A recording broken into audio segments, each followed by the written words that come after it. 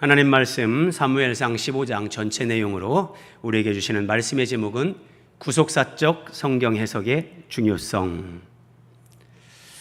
자, 구속사란 무엇인가 한번 간략하게 제가 설명을 드립니다.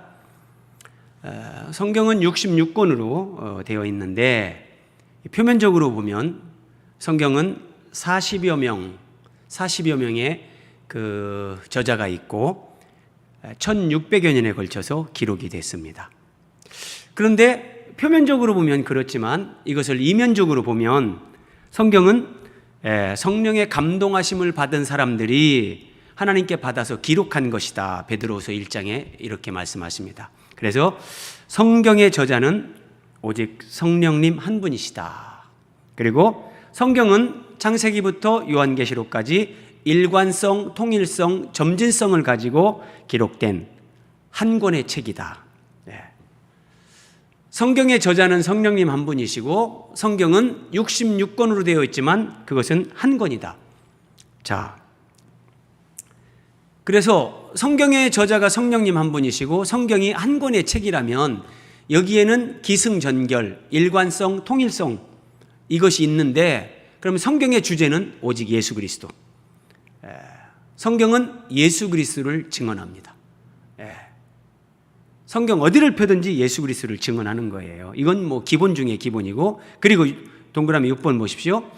그 예수 그리스도를 통해서 하나님께서 세워가시는 교회, 예수 그리스도를 통해서 완성되는 하나님의 나라, 이것을 계시합니다.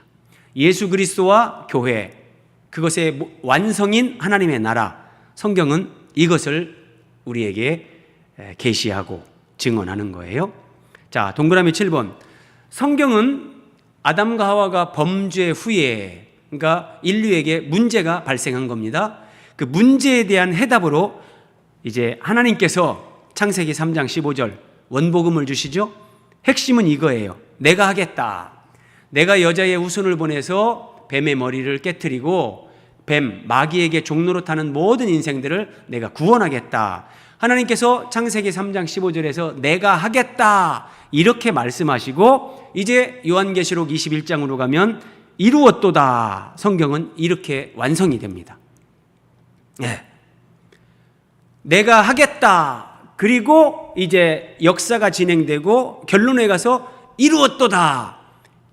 이것을 한마디로 하나님의 구속사, 하나님의 어떤 그런 구원 역사, 그 얘기예요. 성경은 이 하나님의 구속사를 우리에게 보여준다. 그래서 우리가 설교를 들을 때 이런 분별력이 있어야 됩니다. 분별력이 없으면 영적 성장에 치명적인 문제가 발생할 수 있어요. 자, 설교자가 성경의 기록 목적대로 예수 그리스도, 그 예수 그리스도를 통해서 하나님이 세워가시는 교회, 하나님 나라의 완성, 이런 식으로 구속사적 설교를 한다면 뭐 그 교회는 참 하나님 앞에 큰 은혜를 입은 교회죠. 그런데 많은 설교자들이 이런 구속사적인 설교보다는 예증적인 설교, 자, 예증적인 설교, 사람을 예로 드는 거예요. 사람을. 자, 뭐 노아가 이렇게 했었다. 다니엘이 이렇게 했다. 베드로가, 사도 바울이, 우리도 이 사람들처럼 이렇게 하자. 이런 것을 예증적인 설교라고 합니다. 사람을 예로 들어서 증언하는 설교. 그리고 또 하나는 교훈적인 설교. 우리는 뭐 가인같이 하지 말자. 우리는 뭐 아벨같이 하자. 뭐 누구처럼 이렇게 하라 하지 말라. 교훈적인 설교. 자, 여러분, 이제 이런 설교가 뭐 다 잘못된 거라고 할 수 없죠. 뭐 이런 설교도 필요하죠. 그런데 이런 예증적인 설교, 교훈적인 설교를 평생 들으면 거듭난 신자라 할지라도 그들은 말씀의 깊이, 믿음의 뿌리, 어떤 뿌리의 깊이가 내려지지 못합니다. 그래서 분명히 늘 설교를 듣고 있고 예수님을 믿고 예배당을 막 20년, 30년 다녔는데도 요만한 일 하나 생기면 막 휘둘리고 막 평안이 사라지고 금방 염려하고 뭐 하나님이 안 계신 것처럼 왜 그럴까? 왜? 이런 예증적인 설교, 교훈적인 설교를 평생 들어도 믿음의 뿌리가 깊이 박히지 않기 때문에 사실은 내가 하나님 말씀에 대한 이해, 하나님 말씀에 대한 이해의 그 깊이의 정도가 내가 하나님과 인격적인 그 관계의 깊이를 맺어가는 것과 비례하는 거예요. 그래서 이 시대는 유튜브라든지 여러 채널을 통해서 우리가 설교를 접할 수 있는데, 이 구속사적인 설교, 예수 그리스도 중심 교회 하나님 나라의 완성, 이것을 우리에게 전해주는, 왜냐하면 성경의 기록 목적이 거기에 있거든요. 그래서 성경의 기록 목적대로 설교를 한다면 그것은 구속사적 설교가 될 수밖에 없는 거예요. 그래서 성경에 기록된 설교, 특히 신약에 베드로, 사도 바울, 스데반 집사, 이런 사람들의 설교가 기록되어 있는데 이것을 보면 전부 다 이런 구속사적인 설교란 말이에요. 자, 그래서 이런 말씀을 분별해서 듣는 게 중요하고, 왜 이런 설교를 우리가 분별해서 들어야만 하는가? 이 구속사적인 설교를 내가 계속해서 듣다 보면 하나님이 그 말씀으로 우리에게 성화를 이루어가세요. 성화, 거룩함, 예수님을 닮아가는 걸 이루신단 말이에요. 자, 창세기 3장 15절입니다. 하나님이 말씀하십니다. 내가 너로 뱀 마귀를 가리키죠. 여자와 원수가 되게 하고 내 후손도 여자의 후손과 원수가 되게 하리니. 자, 하나님께서 내가 하고 하겠다. 이게 첫 복음, 원복음. 이 문제가 발생하고 하나님이 이 말씀을 주시면서 성경이 기록돼서 우리에게 주어지는 거예요. 아담의 이 범죄가 없었다면 하나님이 우리에게 성경을 주시지 않았겠죠. 그리고 말씀드린 것처럼 요한계시록에 가서 완성이 되는 거예요. 이루었도다. 이루었도다. 성경에는 이 이루었도다가 3번 나옵니다. 창세기 2장에서 7째 날에 하나님이 천지 창조 지으시는 것을 다 이루시고, 그리고 예수님이 십자가에서 운명하시기 직전 다 이루었다. 그리고 요한계시록 21장 6절에서 이루었도다. 나는 알파와 오메가요 처음과 마지막이라. 처음과 마지막. 하나님께서 천지 창조를 하시고 첫 복음을 주시고 하나님께서 이루어 가시는 처음과 마지막이 있다는 거예요. 처음과 마지막, 시작과 끝, 이게 알파와 오메가죠. 하나님의 구속사의 처음과 마지막, 시작과 끝, 그것이 뭔지를 알고 그리고 믿음 생활을 해야 하나님이 왜 나를 이 땅에 태어나게 했는지, 하나님이 왜 우리로 하여금 예수 그리스도를 믿게 하는지, 믿음 생활이 무엇인지, 믿음 생활에서 경험하는 그 고난의 의미는 무엇인지, 이런 것들을 깨닫고 정말 진리의 말씀을 따라서 예수 그리스도를 닮아가는 그 삶을 살아가면서 이제 성화를 이루어 가는데, 말씀드린 것처럼 예증적인 설교, 교훈적인 설교, 이런 말씀을 평생 들어도 이런 주님을 닮아가는 성화를 이루어가는, 거룩함에서 자라가는 이런 부분들의 열매가 정말 구속사적인 설교가 아니면 안 된다. 귀 있는 사람만 듣습니다. 자, 오늘 본문에 이제 하나님께서 사울 왕에게 아말렉을 진멸하라 이런 말씀을 주시는데, 이 아말렉을 진멸하라는 말씀을 구속사적으로 이제 다시 한번 또 우리가 이렇게 제가 설명을 드려보겠습니다. 1절입니다. 사무엘이 사울에게 이르되 여호와께서 나를 보내어 왕에게 기름을 부어 그 백성 이스라엘 위에 왕으로 삼으셨은즉. 자, 사울을 하나님께서 기름 부어 왕으로 삼으셨으니까 이제 왕은 여호와의 말씀을 들으소서, 이렇게 말합니다. 이게 무슨 말이냐면 우리에게 적용하면 우리를 하나님께서 성령으로 거듭나게 하셨죠. 이것이 기름 부음이에요. 그리고 우리를 왕 같은 제사장으로 삼았죠. 그러면 우리는 하나님의 말씀을 듣고 그 말씀을 따라 살아야 되는 사람들. 오늘 결국 우리에게 주시는 말씀과 똑같아요. 자, 어떤 말씀을 사울 왕에게 주시냐? 지금 가서 아말렉을 쳐서 진멸하라. 아말렉을 쳐서 진멸하라고 말씀하십니다. 그런데 이 불신자들이 많이 오해하고 이제 이야, 이 기독교의 하나님 너무 정말 가혹한 하나님, 무자비한 하나님, 이렇게 오해하는 말씀 가운데 하나입니다. 아말렉 족속을 쳐서 진멸하라고 하나님이 말씀하시면서 잘 보세요. 남녀, 소아, 어린이, 젖 먹는 아이, 하나님이 아말렉 족속을 쳐서 다 죽이라고 하는데 젖 먹는 아이까지 다 죽이라. 그리고 소나 양이나 낙타나 나귀나 그 아말렉 족속에게 속한 짐승들까지 하나님이 다 죽이라고 말씀하시는 거예요.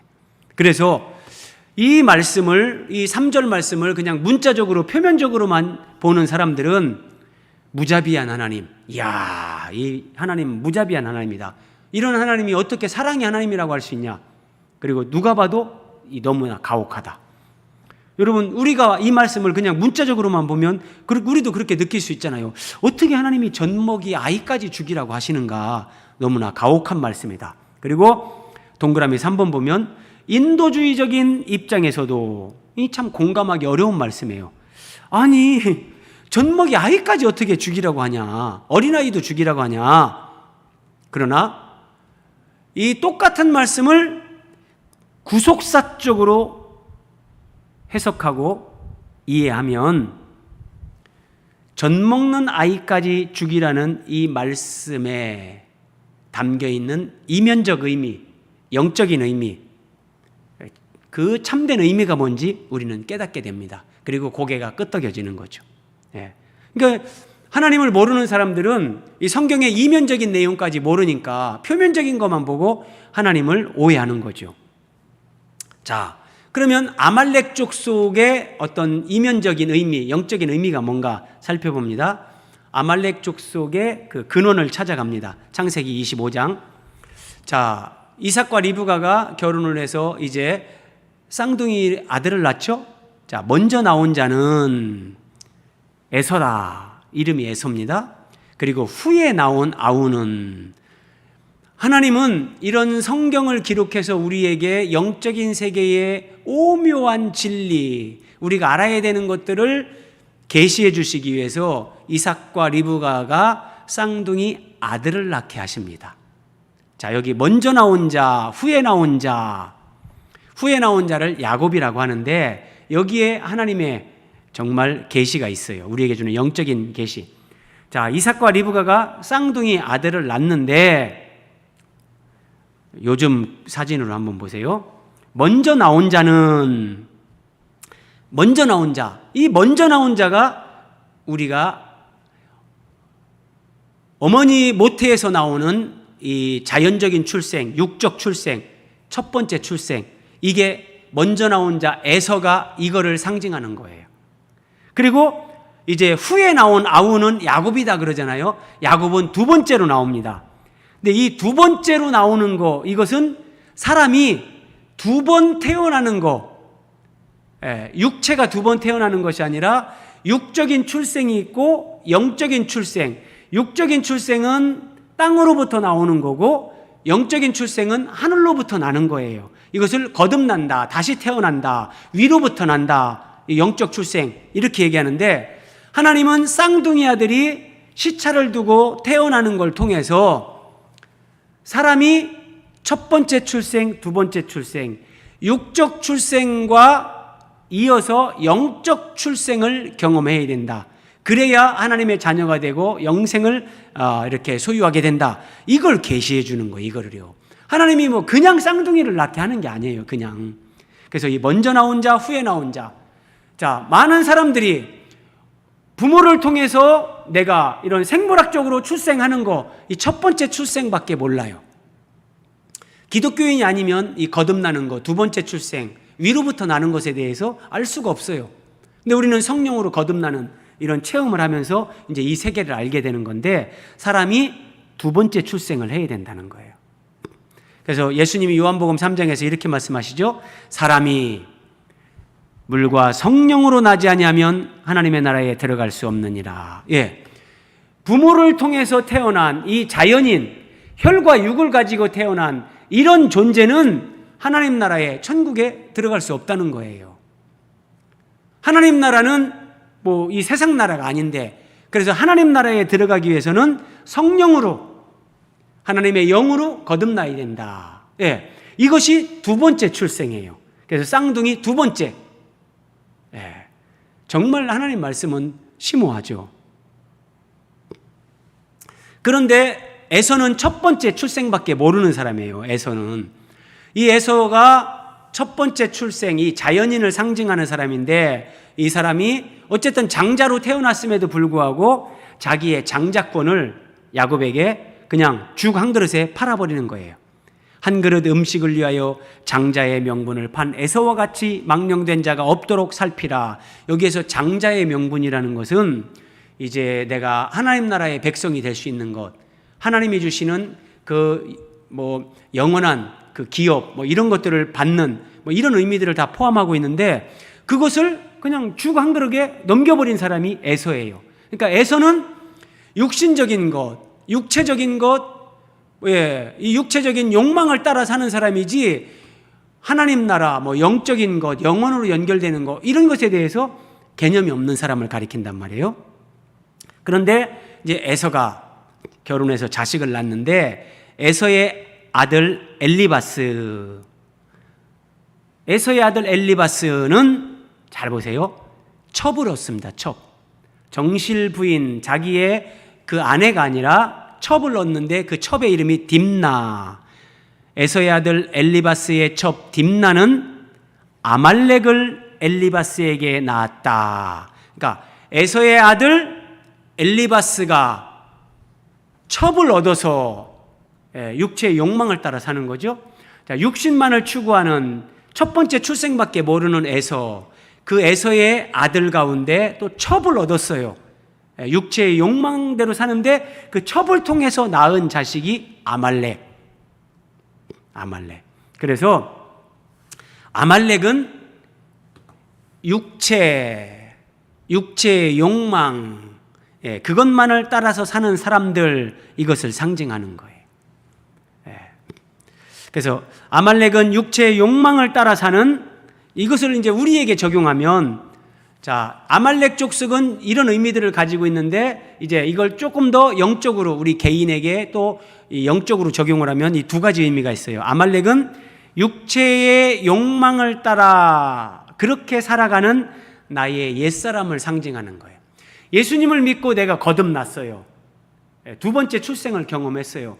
그럼에도 불구하고 내 안에 있는 이 아말렉과 같은 육체의 욕망을 따라 살려고 하는 우리의 부패한 본성, 육체의 욕망이 우리 속에 남아있는 거예요. 자, 또 하나, 아말렉은 하나님의 구원을 대적하는 사탄의 세력을 의미해요.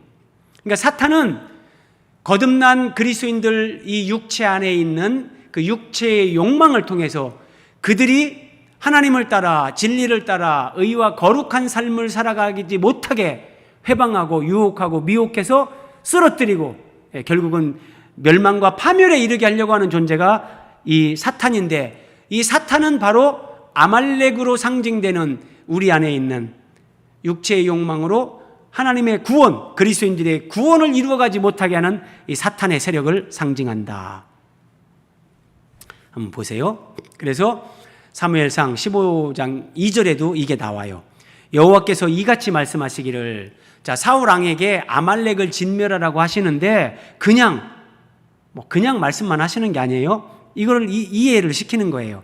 아말렉이 이스라엘에게 행한 일, 곧 애굽에서 나올 때의 길에서 대적한 일로 내가 그들을 벌하려고 한다.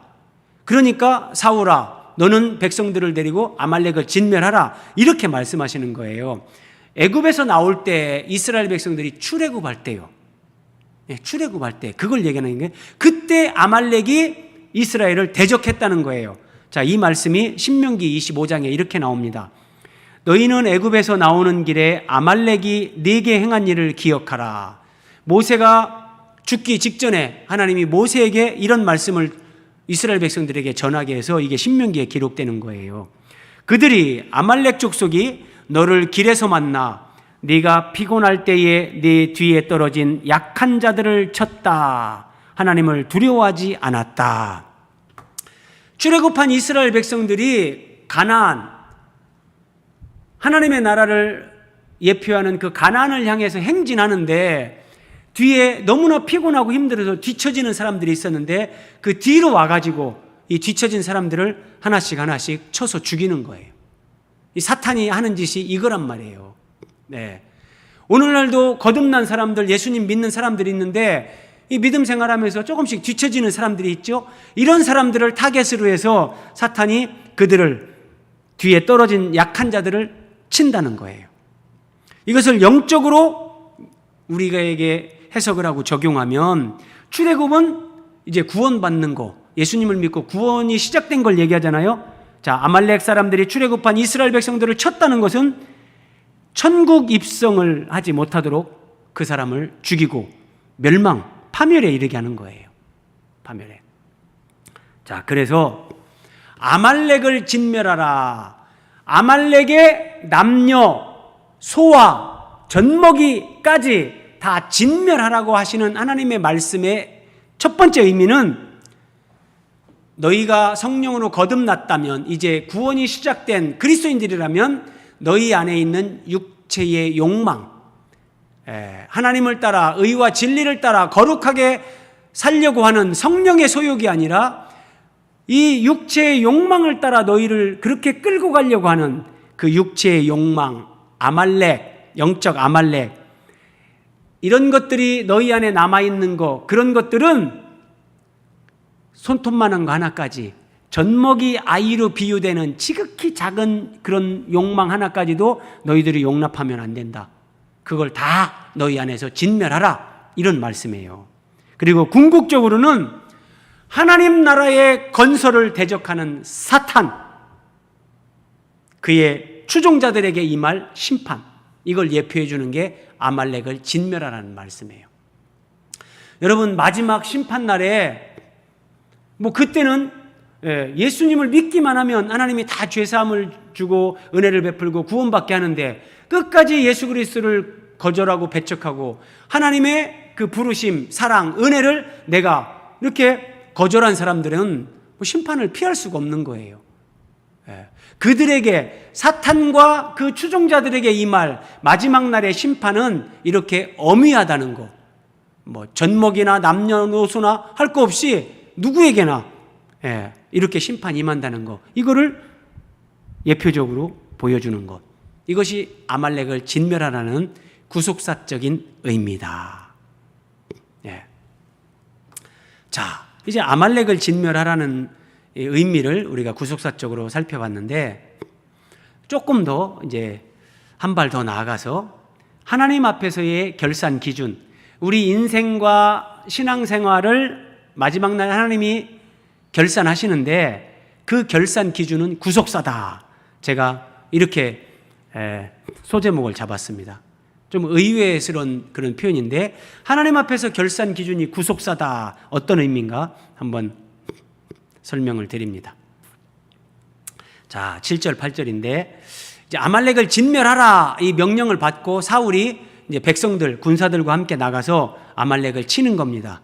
아말렉 사람을 치고 전쟁에서 승리를 합니다. 그리고 아말렉 사람의 왕 아각을 사로잡고,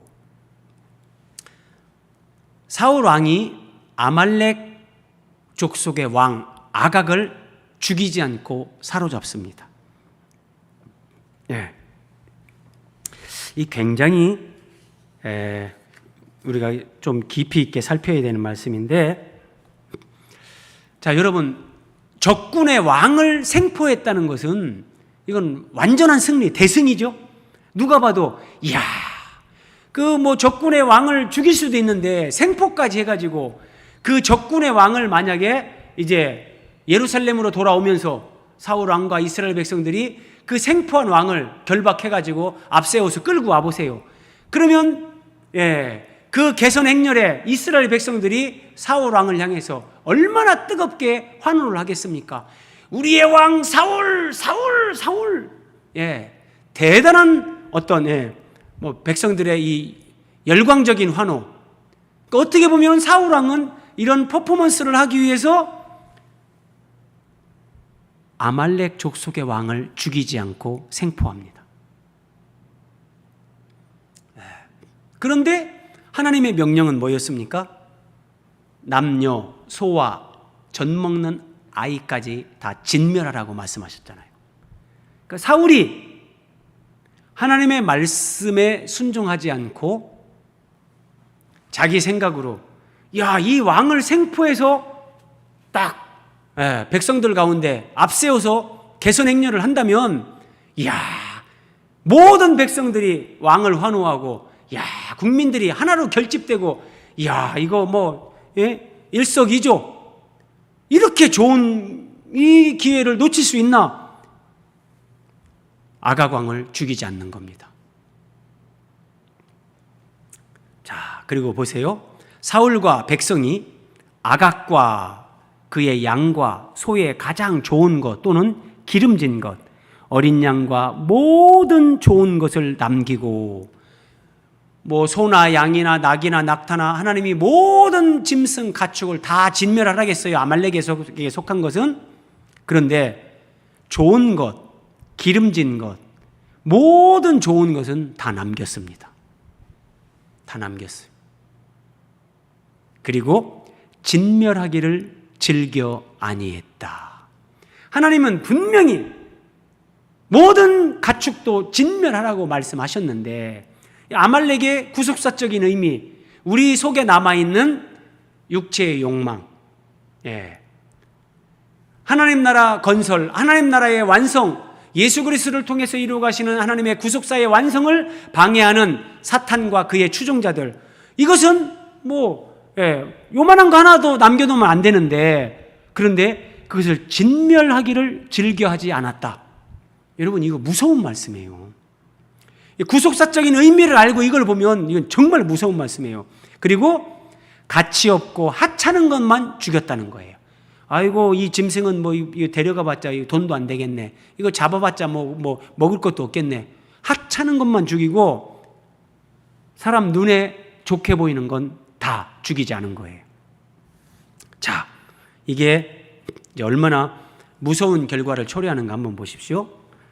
이 구속사적인 관점으로 성경을 해석해야 되는 것이 이런 의미들을 우리가 그래야만 알 수 있는 거예요. 자, 구속사의 관점에서 사울과 이스라엘 백성들이 모든 좋은 것을 남기고 진멸하지 않은 것, 이것을 해석하면 영적 전쟁에서 하나님 나라를 대적하는 행위가 되는 거예요. 자, 여러분, 제가 설명드렸잖아요. 아말렉 족속, 궁극적으로는 완성되는 하나님의 나라를 대적하는 사탄과 그의 추종하는 세력들, 이걸 상징한단 말이에요. 그래서 그들을 진멸하라는 것은 마지막 날 하나님의 그런 우주적인 심판을 상징하는 건데, 그런데 사울 왕과 이스라엘 백성들이 아각 왕을 죽이지 않고 사람 눈에 보기 좋게 보이는 모든 것들은 다 진멸하지 않았다. 이것은 하나님 나라를 대적하고 하나님의 구원 역사를 방해하는 그 사탄과 그의 추종자들을 죽이지 않는 거예요. 그러면 거꾸로 하나님이 이루어 가시는 하나님 나라를 이것은 대적하는 행위가 된다. 대적하는 행위. 그리고 동그라미 2번, 이것은 영적 전쟁에서 이적행위. 그러니까 적을 이롭게 하는 행위. 내가 하나님의 군대에 속한 사람이라면 하나님 나라를 이롭게 해야 되는데 사탄의 왕국을 내가 이롭게 하는 거예요. 하나님 나라를 대적하는 행위요, 이적행위. 여러분, 국가에서도 한 나라에서도 이렇게 하면은요, 전쟁 중에 이런 이적 행위를 하면 그냥 사형 집행해 버립니다. 네. 그래서 사울 왕은 하나님께 버림을 받습니다. 자, 여호와의 말씀이 사무엘에게 임하니라. 내가 사울을 왕으로 세운 것을 후회한다. 하나님이 후회한다 말씀하세요.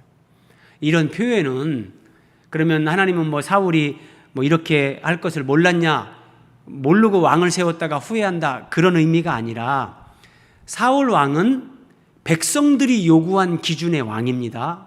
하나님이 예선한 왕이 아니에요. 그런 의미를 알고 보시면, 자, 그가 돌이켜서 나를 따르지 아니하며, 잘 보세요 여러분, 내 명령을 행하지 아니하였습니다. 하나님의 명령을 준행하지 않았다는 거예요. 그래서 사울을 왕으로 세운 것을 하나님께서 후회한다 이렇게 말씀하시는데, 여기 명령, 하나님의 명령을 행하지 않았다는 거, 이것은 단순한 불순종이 아니에요. 와, 하나님 말씀을 행하지 않았다고 사울 왕을 하나님이 막 저렇게 버렸습니까? 나도 예수님 믿으면서 내가 온전히 순종하지 못한 것이 있는데 그럼 저도 버림받습니까? 지금 그런 얘기가 아니에요. 제가 앞에서 말씀드렸죠? 하나님 나라를 대적하는 행위, 이적행위, 사울이 행한 것이 바로 이런 거란 말이에요. 내 명령을 행하지 않았다는 것은 단순한 하나의 불순종이 아니라 구속사의 문맥으로 보면 사탄을 정복하는 영적 전쟁에서 총사령관이신 하나님의 군령을 거역한 것. 심각한 죄예요. 심각한 죄. 제가 인천 상륙작전 그 영화를 봤을 때 기억에 남는 한 장면이 있습니다. 메가더 장군이 이제 한국 땅을 밟고 이렇게 이제 시찰을 하는데, 이제 막 이렇게 인민군들이 쫓겨가고 한 그런 이제 전쟁을 치르는 게들을 시찰을 하는데, 메가더 장군이 이제 장병들을 데리고 시찰을 하는데 다 군인들이 철수하고 없는 상황은 시체가 널브러져 있죠. 근데 거기에 어떤 젊은 청년 한 사람이 거기에 그냥 앉아 있는 거예요. 메가더가 깜짝 놀래가지고 너는 어디 소속 누구냐? 그랬더니 어디 이렇게 해가지고 나는 나라를 지키기 위해서 싸우러 나온 누구다 얘기를 했어요. 근데 너는 왜 여기 있느냐? 다른 사람들은 없는데 너는 왜 혼자 여기 있느냐? 그랬더니 그때 이 젊은 청년이 메가더 장군에게 이렇게 얘기하는 거예요. 내 상사가, 내 지휘관이 철수하라는 명령을 내리지 않았습니다. 그리고 그 지휘관이 어디서 죽었는지 철수를 해서 갔는지 자기는 모르지만 나는 철수하라는 명령을 내가 들은 바가 없기 때문에 나는 여기를 끝까지 그냥 사수하고 있습니다. 그때 메가더 장군이 감동을 받고, 내가 이 대한민국을 반드시 내가 이 공산화에서 내가 건져내야 되겠다. 이런 사람이 있는데, 이 전쟁은 이길 수 있겠구나. 그리고 메가더가 이제 인천 상륙작전을 계획하고 실행에 옮기는 거예요. 자, 한 전쟁에서 이렇게 충성스럽게 그 전쟁에 참여할 수도 있고, 자기 조국을 배신하면서 이적행위를 하는 그런 배신자가 있을 수도 있는데, 안타깝게도 사울 왕과 아말렉 전쟁에 참여했던 이스라엘 백성들이 이런 이적행위를 한 사람들이란 말이에요. 그런데 사울 왕이 한번 보세요. 사무엘이 사울을 만나려고 아침에 일찍 일어났더니 어떤 사람이 사무엘에게 말하여 이르되 사울이 갈멜에 이르러 자기를 위하여 기념비를 세우고 길갈로 내려갔습니다. 사무엘 선지자님, 사울 왕이요, 아말렉과 전투를 해서 대승을 거뒀다고 자기를 위해서 기념비를 세웠어요. 그리고 길갈로 갔는데요, 이렇게 얘기를 하는 거예요. 여러분 한번 보세요. 우리가 살펴봤지만 하나님은 사울 왕의 그 이적행위, 아각 왕을 죽이지 않고 가축들을 좋은 것을 남겨두고 이런 걸 보면서 하나님은 사울 왕을 왕으로 세운 것을 후회했다 이렇게 말씀하셨고, 사무엘은 사울 왕 때문에 근심하면서 밤을 치새우면서 하나님 앞에 부르짖었다 이렇게 성경에 기록되고 있는데, 사울은 자기를 위하여 기념비를 세웁니다. 몇 년 몇 월 며칠 나 사울 왕은 아말렉과 전쟁에서 이렇게 대승을 거둔 걸 기념하노라. 그렇게 기념비를 세우고 거기다 그런 글을 기록했겠죠. 그러니까 아말렉과의 전쟁에서 사울은 표면적으로 보면 대승을 거둔 게 맞아요. 세상적으로, 인간적으로 보면 사울은 승리했어요. 대승을 거뒀어요. 그런데 하나님의 관점으로, 하나님의 구속사의 맥락으로 아말렉과의 전쟁을 보면 사울은 크게 실패한 겁니다. 이적행위를 한 거예요. 이적행위를. 그런데 지금 자기를 위해서 기념비를 세운다는 것은 사울은 자기가 지금 무엇을 잘못했는지조차 모르고 있다는 거예요. 어디에 문제가 있는지, 하나님 앞에서 내가 무엇을 잘못했는지 그것 자체를 몰라요. 예. 우리가 믿음 생활하면서 이럴 수 있습니다. 성경을 하나님의 구원 경륜, 예수 그리스도 중심으로 이렇게 구속사적으로 이해하지 못하면 내가 알고 있는 수준에서 내가 하나님 앞에 11조 했고 예배 안 빠졌고 열심히 기도했는데 내가 뭘 잘못했는데요? 이럴 수 있는 거예요. 뭘 잘못했는지도 몰라요. 내 자아가 꿈틀거리고 내 자아가 사람들로부터 영광을 받으려고 하고 나를 드러내려고 하고 이런 부분에 대해서 개념이 없는 사람들은 그것이 죄인지도 모르죠. 자, 사무엘이 사울에게 이른즉, 자, 사무엘이 사울을 찾아갔어요. 사울이 이르되 당신은 여호와께 복을 받으소서. 그리고 하는 말을 보세요. 내가 여호와의 명령을 행하였나이다. 지금 사울이 얼마나 자신만만하고 막 자기 나름대로 충만한 걸 사무엘 선지자님, 여호와께서 복을 주시길 원합니다. 내가 여호와의 명령을 행하였나이다. 그런데 여러분, 우리가 앞에서 살펴본 대로 사무엘상 15장 11절을 보세요. 내가 사울을 왕으로 세운 것을 후회하노니 그가 돌이켜서 나를 따르지 아니하며 내 명령을 행하지 아니하였습니다. 하나님은 사울이 하나님의 명령을 행하지 않았다고 분명히 말씀하세요. 근데 사울은 너무나 당당하게 사무엘 선지자 앞에서 내가 여호와의 명령을 행하였나이다. 네. 여러분, 이게 중요하고 무서운 거예요. 사울 왕의 기준으로, 세상 사람들의 기준으로, 인간적인 관점과 맥락에서 사울 왕은 하나님의 말씀을 행하고 아말렉 전쟁에 참전했잖아요. 대승을 거뒀잖아요. 자기가 생각해도 여호와의 명령을 행했고 하나님 앞에 크게 영광 돌렸다고 생각하는 거예요. 그런데 하나님은 사울이 내 명령을 행하지 않았다. 내가 그를 왕으로 세운 걸 후회한다. 하나님은 이렇게 평가하고 하나님은 이렇게 말씀하신단 말이에요. 그래서 사무엘이 근심하면서 온 밤을 여호와께 부르짖으니라. 하나님 어떻게 하면 좋겠습니까? 사무엘 선지자에게 큰 근심이 됐는데 사울 왕의 이런 행동이, 정작 사울은 무개념, 아무런 감각이 없어요. 내가 여호와의 명령을 행하였나이다. 여러분, 우리가 믿음 생활하면서 내가 하나님 앞에 나름대로 이렇게 충성했고 이렇게 헌금했고 내가 이렇게 교회 일 많이 했고 어떤 선교의 구제에 내가 뭘 했다 할 수 있어요?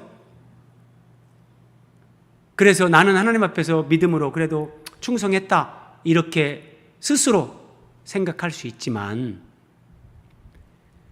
내 믿음 생활이 하나님의 구원을 이루어가면서 하나님 나라를 완성하는 그것과 하나님의 구속사와 부합한 그런 믿음 생활을 한 것이 아니라면, 헌금했어요, 예배 안 빠졌어요, 선교와 구제에 우리가 참여됐어요. 그런데 그렇게 하면서 내 자아를 드러내고 내가 사람들에게 박수 받으려고 했고 영광 받으려고 했고 이런 것들을 계산하고 그런 걸 의도하면서 그런 종교적인 행위를 했다면, 그게 사울이 아각 왕을 죽이지 않고 개선 행렬에 앞세워서 그런 퍼포먼스를 통해서 자기가 전 국민으로부터 영광을 받으려고 하는 이런 계산을 하는 거, 내 명령을 행하지 않았다. 우리가 이런 말씀들을 보면서 이렇게 진지하게 고민하고 적용해야 되는 거예요. 우리가 마지막 날 하나님 앞에 섰는데 너는 내 말대로 살지 않았다. 그러면 큰일 나는 거 아니겠습니까? 제가 설명드린 내용들이고요. 그래서 사람이 보기에 우리 신앙생활에 열매가 있고 성과가 있을 수 있지만, 하나님이 내 인생, 내 신앙생활을 이런 구속사의 맥락에서 하나님이 인정하는 것이 아니라면 그것은 세상에서 사람들이 평가하는 것, 세상이 평가하는 것과 정말 크게 다를 수 있다. 무서운 결과를 초래할 수 있다는 거예요. 그래서 성경을 구속사적으로 해석할 수 있어야 되고 하나님의 경륜의 비밀, 예수 그리스도 중심으로 이런 성경의 진리, 가르침, 하나님의 말씀의 의미를 알아야 되고 그 의미를 따라서 믿음 생활을 할 때, 하나님을 섬길 때 우리가 바르게 하나님이 인정해 주는, 하나님이 기뻐 받으시는 그런 신앙생활, 그런 인생이 되는 거지, 그게 아니라면 사울처럼 헛다리 짚을 수 있다는 거예요. 내가 여호와의 명령을 행하였나이다 이렇게 얘기했어요. 그때 사무엘이 아니 그러면 지금 내 귀에 들려오는 이 양의 소리는 뭔 소리입니까? 저기서 양의 소리가 들리는데 아말렉 진영의 양을 죽이지 않고 지금 잡아온 거 아닙니까? 이건 무슨 소리입니까? 그랬더니 사울이 말합니다. 여러분 보세요. 자연인은 안 돼요. 우리가 성령으로 거듭나고 하나님의 말씀으로 변화되지 않으면 안 되는 거예요. 사울이 백성에게 책임을 전가합니다. 자, 그것은 무리가 아말렉 사람에게서 끌어온 것인데 백성이 당신의 하나님 여호와께 제사하려고 양들과 소들 중에서 가장 좋은 것을 남긴 겁니다. 백성들이 한 건데 백성들도 하나님께 제사 드리는데 좋은 걸로 제사를 드리려고 그래서 남긴 거지 나쁜 뜻은 없습니다. 그러니까 이 정도로 아말렉을 진멸하라고 하시는 하나님의 말씀의 구속사적인 의미에 대해서 깜깜하고 무지하다는 거예요. 여러분 이렇게 믿음 생활하는 사람들 적지 않습니다. 사무엘이 이르되 여호와께서 번제와 다른 제사를 그의 목소리를 청종하는 것을 좋아하심같이 좋아하겠습니까? 하나님이 무슨 짐승의 고기를 드십니까? 짐승의 피를 마십니까? 번제가 뭡니까? 하나님 앞에 제사를 지내는 게 뭡니까? 예수 그리스도가 그렇게 우리를 구속할 것을 예표하는 거 아닙니까? 그런데 그런 거 없이 그냥 종교적으로 율법적으로 제사 지내면 하나님이 그걸 좋아한다고 생각합니까? 순종이 제사보다 낫습니다.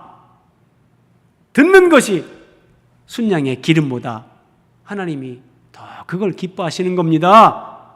그래서 우리는 하나님의 말씀을 듣고 하나님 말씀대로 살기 위해서 순종하는 것, 이것이 어떤 제사보다도 하나님이 기쁘게 받으시는 거다. 그래서 듣는 거, 우리는 하나님 말씀을 들어야 돼요. 바르게 잘 들어야 됩니다. 그래서 성경을 구속사적으로 해석해서 가르치는 목회자와 그런 말씀들을 아멘 아멘 하면서 그 말씀으로 은혜 받고 감격하는 성도들과 함께 이루어지는 그런 교회는 정말 지상에서 복을 받은 거죠. 하나님 말씀으로 하나님의 뜻을 깨닫고 하나님 뜻을 행하기 위해서 순종하는 것을 하나님이 기뻐하지, 지금 사울과 이스라엘 백성들처럼 이렇게 하면 큰일 난다는 거죠. 자, 그래서 사무엘이 이렇게 말합니다. 거역하는 것, 하나님의 뜻을 거역하는 것은 점치는 것과 같다. 아말렉을 진멸하라겠는데 거역한 거예요. 진멸하기를 즐겨하지 않고 거역한 거예요.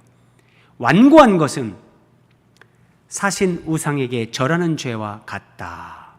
그러니까 지금 이렇게 얘기하는데도 이해도 못하고 깨닫지도 못하고 뭘 잘못했는지도 모르고 자기 생각으로 그냥 그렇게 하는 거예요. 거역하는 것은 점치는 죄와 같고 완고한 것은 사신 우상에게 절하는 죄와 같다. 여러분 여기 사신 우상, 요즘은 성경에 이런 한자가 여기 옆에 있는 게 거의 없어요. 그런데 제가 일부러 옆에다 삽입을 했는데 사신 우상, 이게 한자도 없으면 많은 사람들은 오해를 해요. 사신 우상, 우상이 살아있단 말이냐 이렇게 오해하는 사람들 많습니다. 사신 우상, 사실은 이제 이 사신 이런 표현을 그냥 빼도 좋습니다.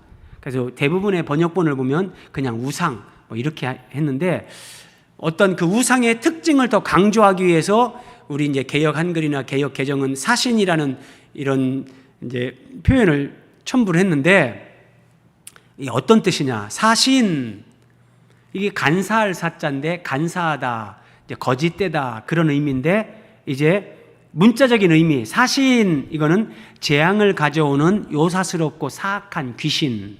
그러니까 사신 우상에게 절하는 죄와 같다. 재앙을 가져오는 요사스럽고 사악한 귀신에게 절을 하는 것과 지금 사울 왕과 이스라엘 백성들이 행한 행동이 그런 죄와 똑같다는 거예요. 그러면 얼마나 무서운 말입니까? 예. 무당이 구슬하는데 거기에 그냥 절을 하는 것과, 예, 사탄을 내가 숭배합니다 라고 사탄 앞에 절을 하는 것과 이게 똑같은 죄라는 거예요. 똑같은 죄. 그래서 하나님 나라를 대적하는 행위, 이적행위, 하나님이 사울을 버릴 수밖에 없는 거예요. 네. 네. 사울이 사무엘에게 이르되, 여러분 잘 보세요. 이 말씀 이제 이 정도 얘기하고 제가 시간이 없어서 그냥 넘어갔지만 23절 다시 보세요. 23절 끝부분. 왕이 여호와의 말씀을 버렸으므로 여호와께서도 왕을 버려 왕이 되지 못하게 하셨나이다. 그러니까 사울 왕이 하나님 앞에 버림받는 거예요. 하나님이 당신을 버렸어. 그랬더니 사울이 뭔가 심각하구나. 그러면서 24절에서 내가 범죄하였나이다. 내가 여호와의 명령과 당신의 말씀을 어긴 것은, 그러면서 변명을 하는데 잘 보세요. 내가 그러면 왜 아가광을 죽이지 않고 내가 왜 정말 사람 보기에 좋은 짐승들을 죽이지 않았는가? 그렇게 한 것은 내가 백성을 두려워하여 그들의 말, 백성들의 말, 사람들의 말을 청종했기 때문입니다. 사울은 하나님을 두려워한 사람이 아니라 백성을 두려워했습니다. 네. 이렇게 될 수밖에 없는 게, 사울은 사람들이 요구해서 사람들의 기준에 의해 선택된 왕. 그래서 이렇게 시작이 그렇게 됐기 때문에 사람들의 비위를 맞추고 다수의 여론을 따라갈 수밖에 없는 게 사울의 운명이에요. 그래서 여러분 참 우리가 교회 생활하면서 잘 분별해야 되는 겁니다. 사람이 많아지고 다수가 하나님 말씀의 진리가 어떤 것이냐 그걸 따라서 결정을 하려고 하지 않고, 목사님, 장로님 무슨 소리입니까? 다수결로 합시다. 그렇게 한다면 이게 이제 오늘 사무엘상 15장에 나오는 정말 사악한 귀신에게, 사탄에게 절하는 것과 같은 죄를 범하는 그런 죄를 교회가 범할 수 있다는 거예요. 기름진 짐승들을 죽이지 않고 백성들이 왕이요 이거 다 죽여야 뭐합니까? 이렇게 토실토실한데, 우리 전쟁에 나와서 목숨 바쳐 싸웠는데 이건 우리한테 전리품으로 갖게 하세요. 그리고 하나님 앞에 제사 드릴 때도 우리가 쓸게요. 그러니까 사울이 이거 뭐 하나님이 진멸하라겠는데 그러면 뭐 당신들 뜻대로 하세요. 이렇게 그냥 그들의 말에 들어준 거죠. 그렇게 했을 때 백성들은 사울 왕에게 환호했겠죠. 이야, 우리 사울 왕 멋지다. 우리가 요구하는 걸 이렇게 다 들어주는구나. 그런데 동그라미 4번 보세요. 사람에게서 박수받고 사람에게서 영광을 취하려고 하면 그 사람은 하나님께 버림받습니다. 자, 제 개인적인 얘기. 제가 1997년도에 신대원에 입학을 하고 이제 98년도에 2학년을 마치는데 3학년 1년을 남겨놓은 상태인데, 너무너무 성경을 알고 싶어서 하나님 앞에 정말 간절히 기도를 했는데 하나님께서 마음의 감동으로 저를 인도하셨어요. 성경을 정말 깨닫고 싶다면 창원을 떠라. 그래서 하나님 말씀에 순종해서 창원을 떠날 준비를 하고 떠나는데, 그때 저에게 감동으로 제 가슴속에 선명하게 주신 말씀입니다. 하나님이 이렇게 말씀하셨어요. 네가 사람에게서 영광을 받으려고 한다면